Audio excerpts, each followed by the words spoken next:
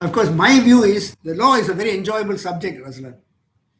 And it's a very intriguing area. It puts your brain to full use, full gear. There is no space for errors. You have to engage your brain 100% on any problem that comes to you. So what that did for me was, because I had to, as I told you, for financial reasons, I had to take on any case that came, and every brief provided a source of funds. That's all. So I was compelled to learn bankruptcy law. I was compelled to learn company law.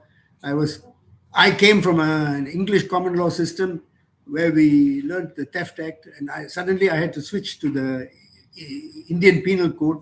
So I Yep. literally had to sit down and do a new area altogether. But I was at a little advantage, because when I was at screen and when Alex took time off to holiday or anything, and Paddy had no briefs to give me, I used to sit down, and I sat down and I read the Malayan Law Journal from 1957 to 1969, 68. Yeah, 69, I think the volume 1. So I read every case. I didn't understand it. I couldn't be bothered. I just read and kept reading. So it made me then to realize, actually, I knew nothing. I was a real idiot. I'd come back with a law degree, but I knew zero, man. I knew nothing. Okay. If you're a zero, then the only way to go is up. That's right. I started learning the law.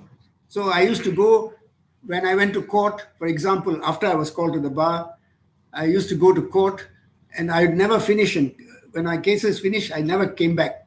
I used to sit in court and watch other lawyers argue, especially in the High Court. And if you had a case before, if you had a matter before Raja Azlan or, for example, Hamid Omar, if you're fortunate enough to have a case before either of them, or SS Gill, you really enjoyed listening to the questions being put by the bench to the bar, and then the answers being provided.